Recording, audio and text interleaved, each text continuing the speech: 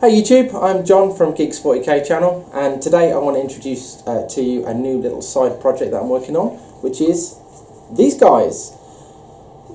I've got a Black Templar army, I've got an Imperial Guard army, and I really fancy doing a Xenos army. The opportunity came up to purchase a few Tau second-hand models from a friend, so I took up that opportunity. And I've been slowly adding to that army, really just to build up a Xenos opponent. Tau hasn't really featured that much on the channel. Wasn't really sure about them to start with, but the more I've read about the codex, the more interested I am in them. So I want to show you today some of the units that I've put together and introduce what I'm going to do with the army over the next coming weeks and months. Okay, so here are the guys that I've got so far, and I think I already mentioned that these are all basically second-hand models. Some directly from a friend and some from eBay. So let's take you through what I've got up till now.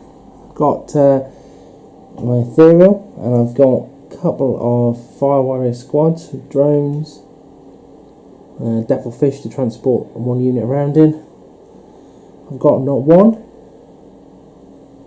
but two squads worth of Crisis battle suits, which they're just iconic, aren't they? They're like Transformers or something. That you know, when you think Tau, these are the guys that you think about. I've got one Piranha. I've got two squads rather, the older stealth suits and shield drones. I've got a couple of broadsides, both interesting models. These one of them is a Forge World body that somebody has converted and done a really nice job of. And then the other one looks like a Crisis suit that's been converted as well. There's a fair amount of green stuff on there. You can see there's some extra cables on the body and extra sensors on the head. And I really like that. It's good. Got a couple of drones to go with those. Those are conversions. They were originally just gun drones. And I've put some missile pods underneath them just to make them into missile drones. Got the Hammerhead. Again, is another iconic Tau model. That massive oversized gun is just awesome. So that's what I've got up till now. But what I want to show you is where I plan on going with this with my 1750 points. Okay, so when I started out thinking about this army, I wanted to set a benchmark of 1750 points, moving up to 2k eventually. My HQ choice is going to be a commander in a Crisis suit, rather than the Ethereal that I already have. I just feel, looking at the stat lines, that a commander makes more sense and it's a cool model, so I'm going to have to buy one of those.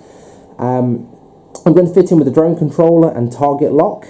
The reason being is I'm going to buy two sets of Markerlight drones with him and have basically those guys leeching his ballistic skill to be able to drop Markerlight hits on things. I've also given him velocity tracker so that we could potentially be using the velocity tracker to get Skyfire and scoring those marker hits against flyers. He's going to get the cyclic ion blaster and a fusion blaster, so it makes him quite durable, quite flexible in terms of being able to take out light vehicles and heavy troops. My troop choices, I'm going to have 3 Fire Warrior squads. One of them is going to be a 10-man squad running around in a Devilfish, and then I'm going to have a 7 and a 6-man, both with gun drones, just to add in some ablative wounds basically. Then on my elite section, I'm going to keep the stealth teams that you just saw a moment ago, 4 guys in each, going to give them a shield drone each again to make them a bit more durable. I'm going to add in an XB95 Ghost Keel.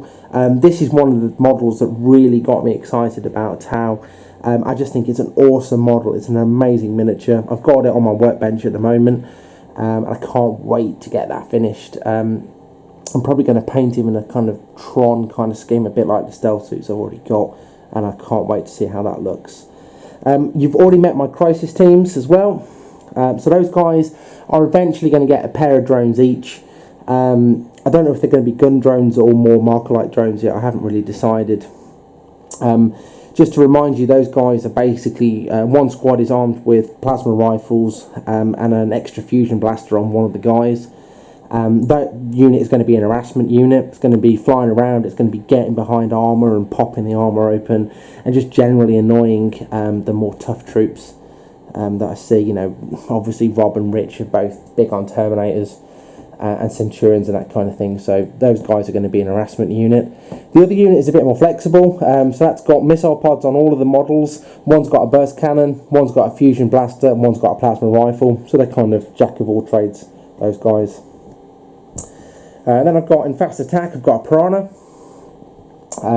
The Piranha's got a fusion blaster, just again to be an harassment unit, to go around the back of armour and start popping those things open.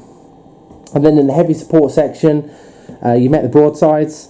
Those guys have the missile drones, just because you can't have too many missiles.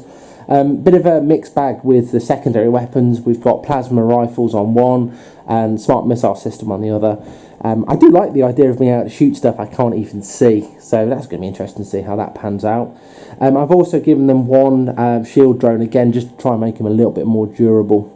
And then the Hammerhead that you've met, again, that one I'm not planning on using Long Strike on a day-to-day basis, but in my test battle, which will be on the channel soon, I'm going to stick Long Strike in there and just see how he performs and see whether it's worth the points, because he does look kind of interesting, and because of the kind of meta that we've got, you know, preferred enemy Space Marines is not to be sniffed at, so see how that one goes anyway.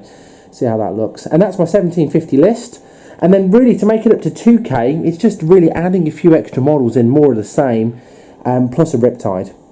Yeah, just because, you know, you can't say no to a Riptide. It's a great model, looks immense, stat lines.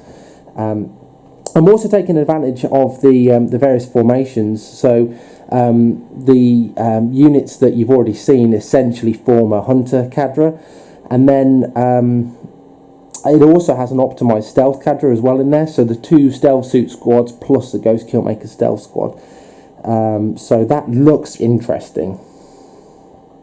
You know, being able to hit on the rear armour in particular looks quite interesting. So I'm going to try that out and see how it all goes. But yeah, there you go. That's where I'm up to so far with the Tau army. So look out to see these guys on the channel very soon.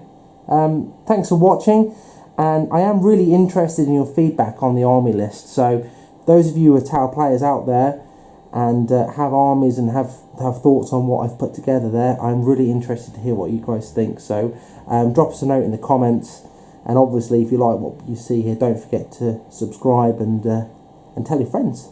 Thanks for watching.